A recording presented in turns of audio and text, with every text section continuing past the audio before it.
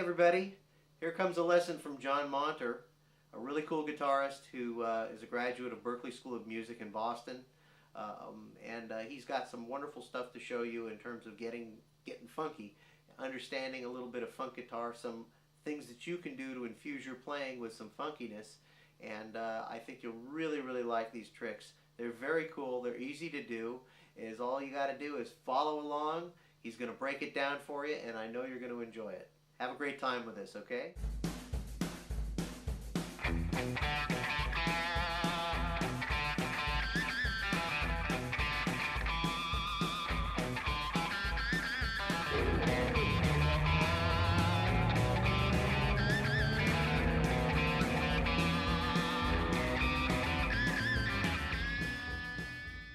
Funky guitar stuff.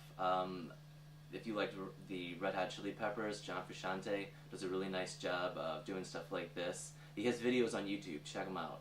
But like a lot of stuff he does is based around the old James Brown stuff. And I was actually in like a dance type band for a while, and I really didn't have these chops down, but I started to work on my rhythm and timing and just like how to slap the guitar and get some of these tones out of it. And I found out to really like it.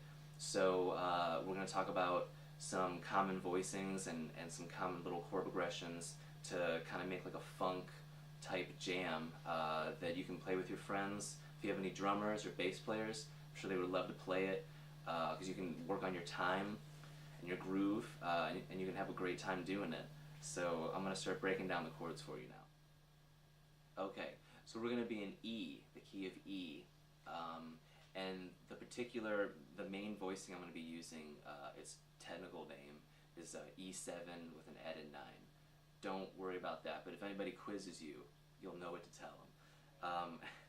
You probably heard the sound of this chord before. There it is.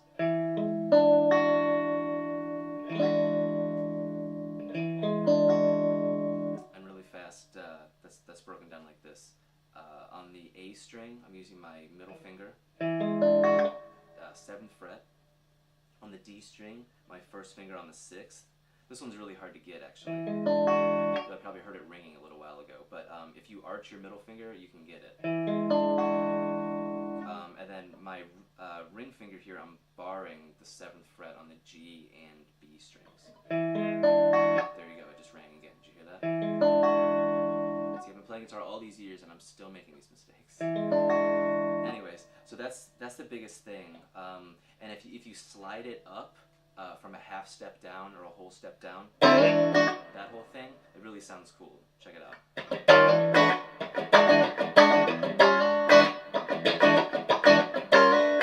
It just sounds like, you know, the 70s or something like that. And all I'm doing is I'm taking that voicing and I'm sliding it up from about a half step down.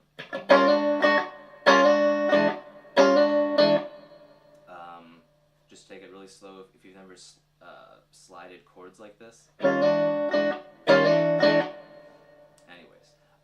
so like another really good thing to do is they would use a lot of octaves. So in this case it's E, 2 E's. Here we have the first one on the 7th fret of the A string, and then on the G string on the 9th fret. And so you can do a very similar thing with the octaves here, which is slide up from a half step away.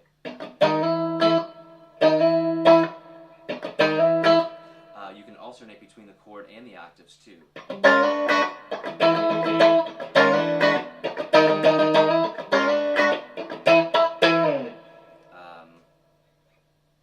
And like one more thing to add to the octaves is 3 E's.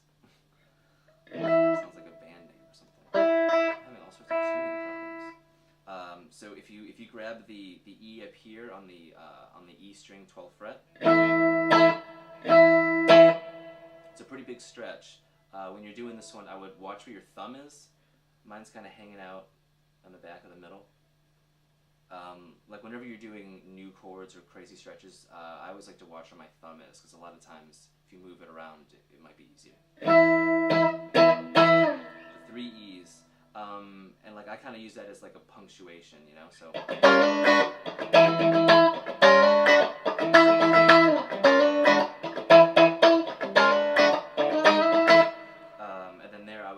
sliding it up a half step too. This one's really hard to do because you have to worry about 3 notes and etc.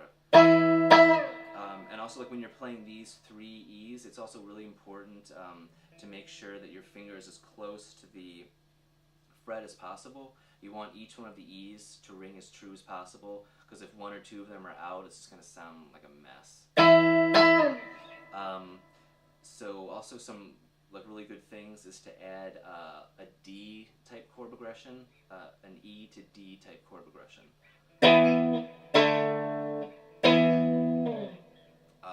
And I'm probably going to play D octaves like this, and just kind of put it in with my my E7 add 9 chord.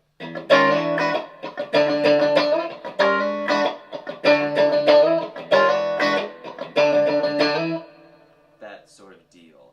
And if you add it in with some of the other things, it'll sound like this.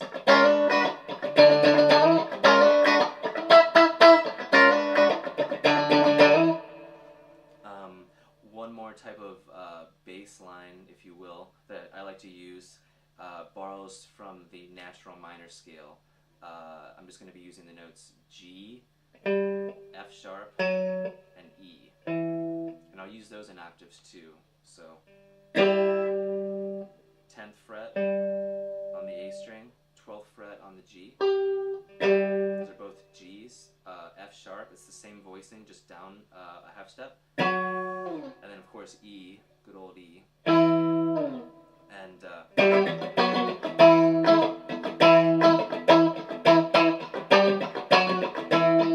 sort of like a cadence back to E. And cadence is a musical term for like a turnaround to a new chord. So if I put that along with all the other things, it could sound like this.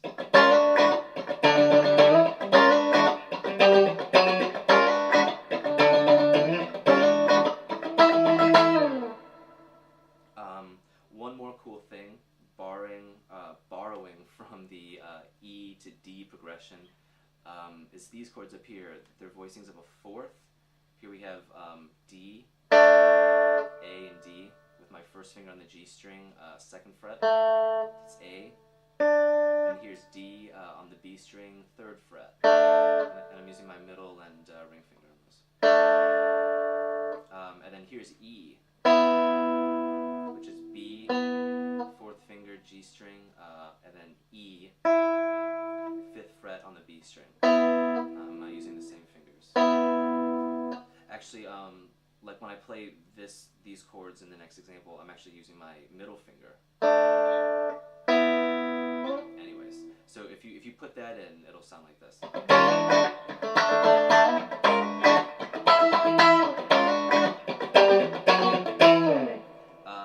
And it's also really important to practice it with a metronome slow, and just add in all these little tricks that I showed you, and pretty soon you'll be able to work on your time, have a great time, and if you have any drummers or bass players, they love to play this stuff for sure.